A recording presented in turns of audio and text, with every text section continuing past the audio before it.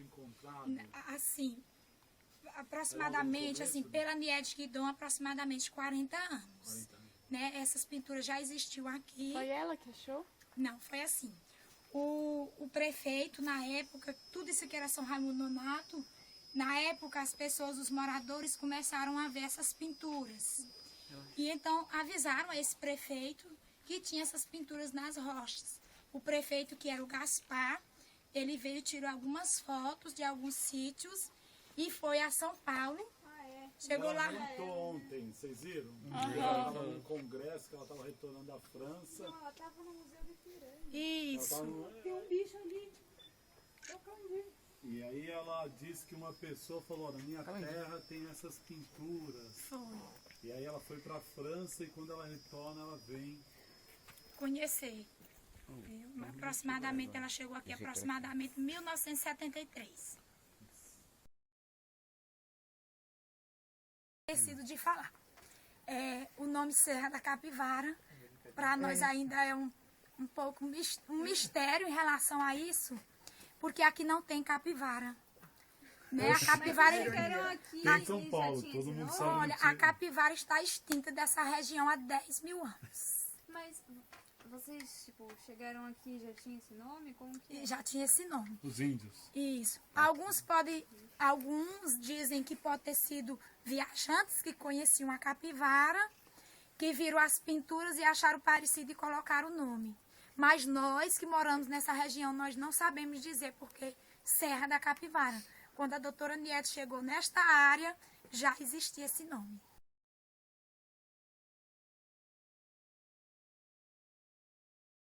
O caverna é referente à geologia, à formação rochosa. Vocês viram a caverna, ela é fechada e a toca ela tem a base, tá? Ela tem uma base, um teto. Nós chamamos de toca. Do ponto de vista do debate cultural no Brasil, há sempre duas distinções, cultura material, cultura imaterial. De certa maneira, nós vamos num campo, por isso que a Marília falou, ao ser portador de evidências e material empírico, existe uma certa materialidade. O que nós somos num campo onde os elementos que não têm materialidade estão permeando o espaço. E aí vai da relação nossa com o espaço. Agora nós vamos num sítio que as evidências desses momentos, os diversos momentos que compuseram a estrutura do parque, da presença desse homem, esse homem que não é um homem igual a gente, mas é um homem portador de uma certa cultura. E aqui, estranhamente, nós vamos ter que pensar algumas coisas. A escrita surgiu há 6 mil anos. Do ponto de vista da produção humana, a coisa datada que pode deixar registro é 6 mil anos. E aí tem uma coisa, as evidências, como a doutora Niede ontem falou pra gente, e a Marília lembrou aqui, você tem comprovações empíricas da presença do homem de 50 até 100 mil anos. Esse homem não fala como a gente. Não fala no sentido de traduzir o que está pensando na fala. Esse homem, ele, de certa maneira, precisa se comunicar com os seus outros membros. A pintura rupestre ela tem um papel fundamental nisso. Tudo bem? E que a gente agora interpreta de outra forma. Então, que homem é esse? Que homem é esse que nós vamos tentar captar aqui, né? Isso. Só resumindo o que o professor disse, nós visitamos uma toca com vestígios como cultura imaterial, né? E agora nós vamos visitar um sítio também com cultura material e imaterial.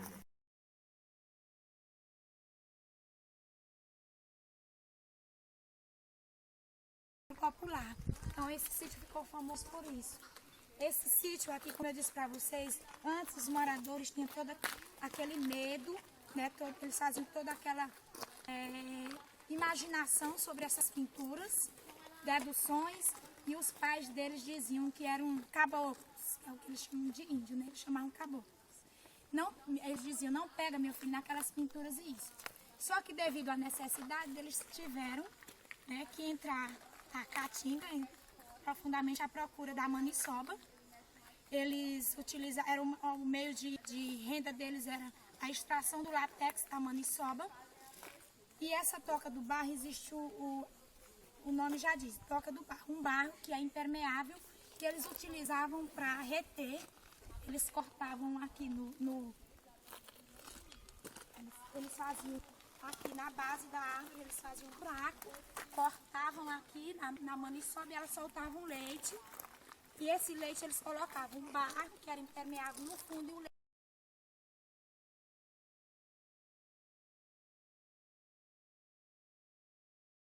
como se fosse uma borracha. Só que esse barro não poderia ser qualquer um.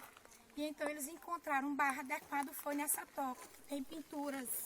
Por isso ficou o nome Toca do Barro, porque eles retiravam o barro. Só que eles era muito longe a casa deles, eles tinham que passar o dia todo, voltar para casa. Eles vinham, iam fazendo os furos nas árvores, depois voltavam retirando o látex. Então eles tinham que ficar em algum lugar.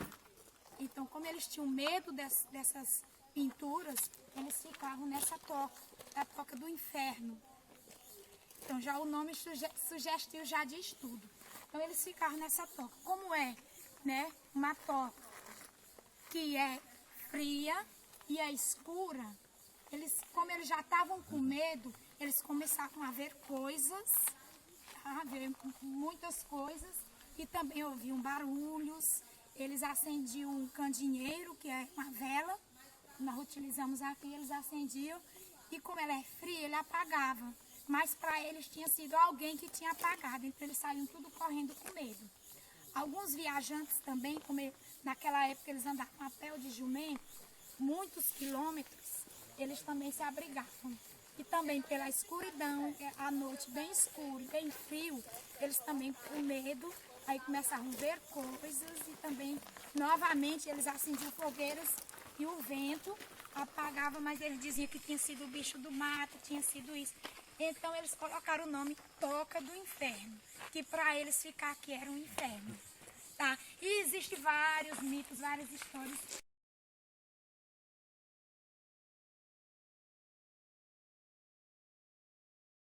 Milhões de anos, aqui era um mar. Tá? Com aquela historinha que, não sei se vocês já ouviram a música, que diz que o sertão vai virar mar e o mar vai virar sertão. Então, há 200 milhões de anos, como eu disse, aqui existe um mar, que é o Siluriano-Devoniano. Houve um movimento nas placas tectônicas, o solo subiu e esse mar ecoou para Fortaleza. Então, quando esse mar passava aqui, ele ia deixando sedimentos. Ele vinha, batia e ia deixando sedimentos. E era areia, e essas pedras que nós chamamos de conglomerados, de seixos, quer dizer, de seixos. E isso foi formando, quando o mar ecoou, ficou essa parte de cima no solo e ele foi se compactando devido ao vento, ao sol, à chuva, e formou essa formação que nós temos hoje.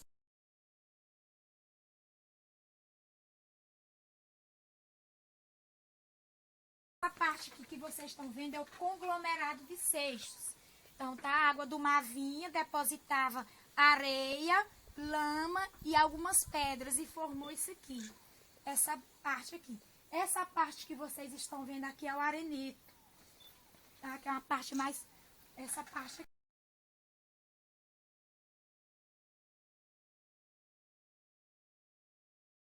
Fauna. A vegetação aqui era outra. Era Mata Atlântica. Vocês podem estar percebendo, não sei se vocês conhecem a caatinga. Sejam bem-vindos ao sertão, né? Nós temos aqui a vegetação, a caatinga. 10% no Brasil, 10% da vegetação é caatinga. Esse é o único parque do Brasil que conserva essa vegetação. E a caatinga também é uma vegetação especialmente brasileira, você só encontra no Brasil. E especialmente no Nordeste. Essa área é uma área de transição, então vocês podem perceber. Talvez hoje vocês não vão perceber muito a diferença da nossa vegetação com essa vegetação que vocês estão vendo aqui, que não é a vegetação típica da nossa região. Aqui é uma transição de Mata Atlântica, vegetação. A caatinga, elas são árvores de pequeno porte, elas têm os troncos retorcidos e a principal característica dela é os espinhos. O que você não percebe aqui nessa parte. Então vocês não vão perceber também essa transição, porque a caatinga ela passa um período seco. Né? Você olha para a árvore e diz, vocês vão perceber algumas, você diz, essa vegetação está morta. ela não está morta.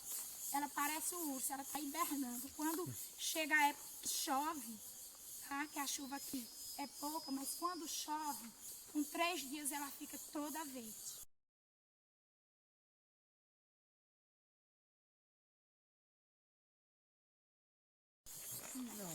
Então, gente, quando esse mar ecoou aproximadamente há 10 mil anos atrás, existia aqui animais da megafauna. Quando o homem pré-histórico chegou a esta região, que nós temos datações de data de 56 até 100 mil anos, quando o homem pré-histórico chegou aqui, existiam animais da megafauna, animais bem grandes, como o tatu gigante, a preguiça gigante, o tigre dente de sapo, dentre outros que estão sendo descobertos.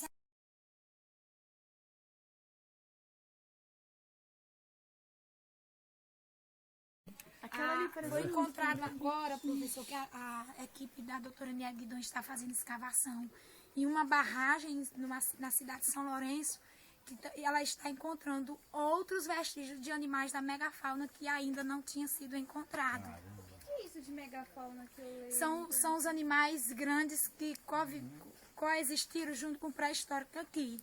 Eram animais enormes. Por exemplo, o tatu naquela época, eram 2 tipos de tatu, ele tinha aproximadamente o tamanho de um fone.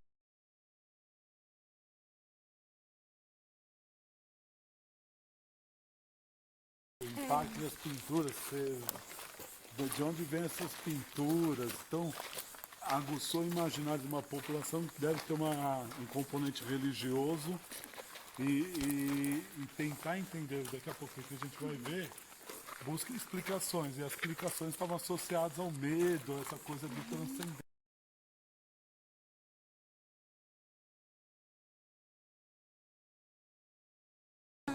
O aglutinante que fazia fixar na rocha, nós temos pinturas datadas de 6 até 12 mil anos.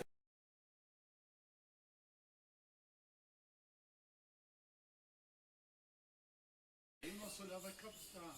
Isso, quantas pinturas que tem aqui nesse sítio, porque é no seixo, não tem como fazer essa contagem. Alguns seixos caíram, alguns foram retirados, alguns ainda nem podem ter sido identificados, vocês percebem?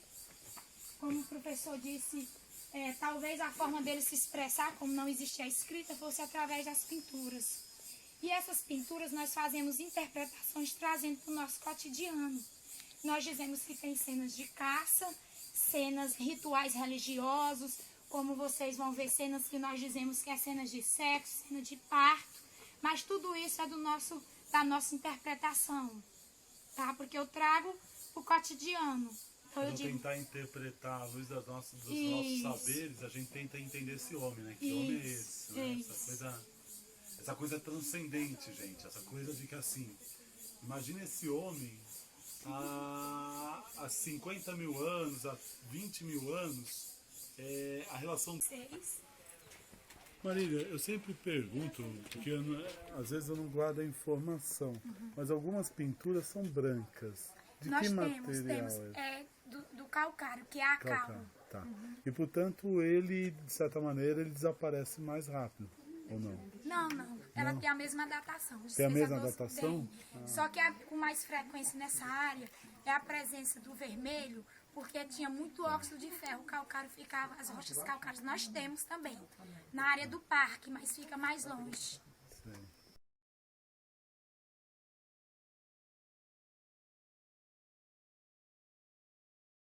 Painel no arenito, que ela dá para ver nitidamente. Agora, a representação, nós temos aqui como se fosse um ritual, onde eles dançam, onde eles têm adornos, né, na cabeça. Vocês estão percebendo lá, ó. Nossa! Essa emoção. E tem representações geométricas Tem também, algumas, né? O grafismo puro, nós temos ali naquela representação. Nós chamamos de grafismo puro, aquelas pinturas que nós não conseguimos identificar o que eles queriam representar. Onde que eles subiam para fazer isso? Eles podiam estar, por exemplo, na fazendo a época que- contagem Provavelmente de alguma isso coisa? Oi? Eles poderiam estar fazendo, por exemplo, contagem dos dias. Poderia essas ser. coisas. É uma pergunta que a Poderia gente faz, viu, Ana? Em alguns momentos você vê que há uma certa representação de interpretação numérica, de alguma coisa assim. Mas como que eles faziam pra subir aí? Sim, mais ou menos, de 6 a 12 mil anos, talvez isso aqui fosse mais alto, essa base.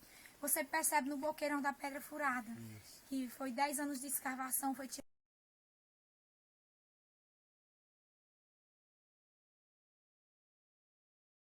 as pinturas, que é dos 6 aos 12 mil anos.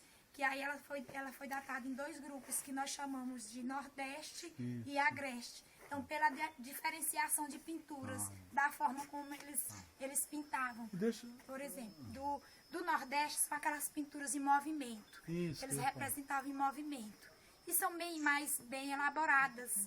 São datadas de 12 mil anos. Então pode dizer que está no nível de evolução? De evolução. Pode. E a de 6 mil já era outro grupo. Esse grupo, ele desenhava pinturas grandes e estáticas.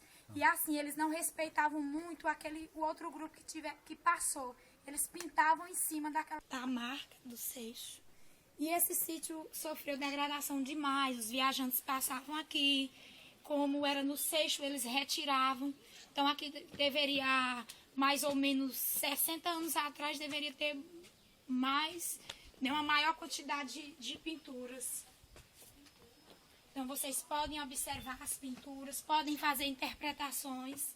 Tá? As nossas interpretações são trazendo para o nosso cotidiano, são cenas de pessoas, de animais, rituais, identificamos como rituais, como cenas de caça.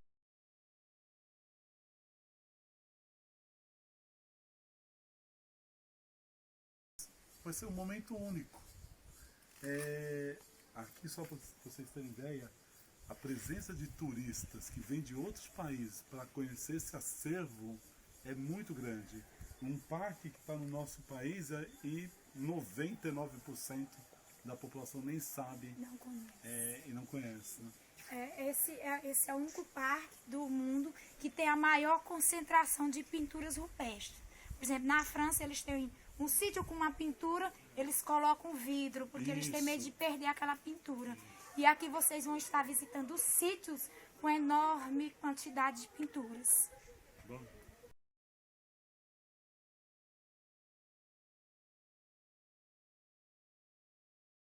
Eles fizeram isso aqui que nós chamamos de pingadeira para reter a água, que acaba descendo, trazendo impurezas que acabam cobrindo as pinturas e também tirando sedimento. Como as rochas são sedimentares, elas são frágeis. Então eles fizeram essa proteção. Né? Existe o que causa a degradação das pinturas é a água, o vento, que tira alguns sedimentos, tá? O salitre, que é o sal da rocha, que acaba cobrindo, que vocês vão perceber no boqueirão, que está mais presente o salitre. O sal da rocha, quando está úmido, esse sal sai e cobre a pintura.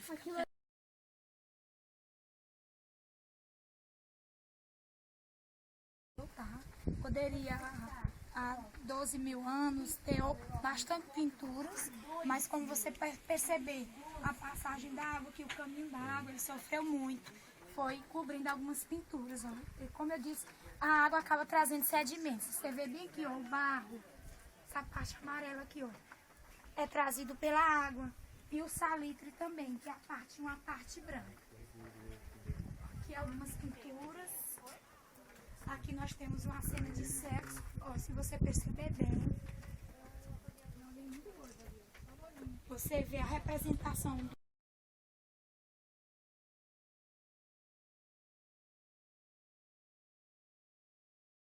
inclusive bem nítido ali na panorama. E aqui é um paredão de arenito. O arenito é uma rocha friável, né? Fácil de ser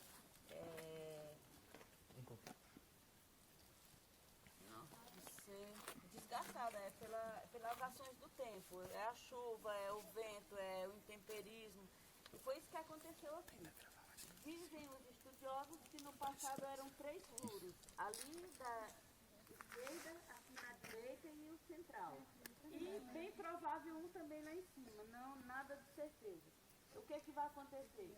Esse buraco que vai acontecer com ele é o mesmo que aconteceu com os outros. O arco caiu e devido a esses intempéries da natureza.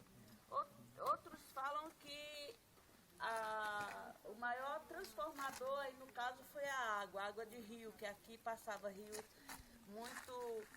de águas muito fortes. A doutora Niebe mesmo ontem falou para vocês que o rio Piauí tinha 9 quilômetros de largura e que ele passava bem próximo aqui da Pedra Furada. Então, tudo isso são estudos que foram feitos e que comprovam isso. Aqui nesse local também, vocês estão em cima de um palco, foi onde aconteceu a festa de 500 anos do Brasil. Vieram índios do Tocantins, de São Paulo e do Maranhão. No Piauí, infelizmente, em 99. No Piauí, infelizmente, nós não temos mais nenhuma representação indígena. Com a colonização, eles foram afastados daqui. Muitos foram mortos, outros fugiram, foram dizimados, na realidade. E logo depois teve-se a ideia de um festival internacional de arte, que aconteceu 3 anos consecutivos, em 2003, 2004 e 2005. Infelizmente, faltou verba, porque a Fundam bancava tudo e depois o governo do estado repassava essa verba para a Fundam. Mas foi tendo muita dificuldade e não deu mais para se fazer esse festival. Em 2010 teve um festival regional, foi o Acordais, era um festival com artistas aqui da nossa região.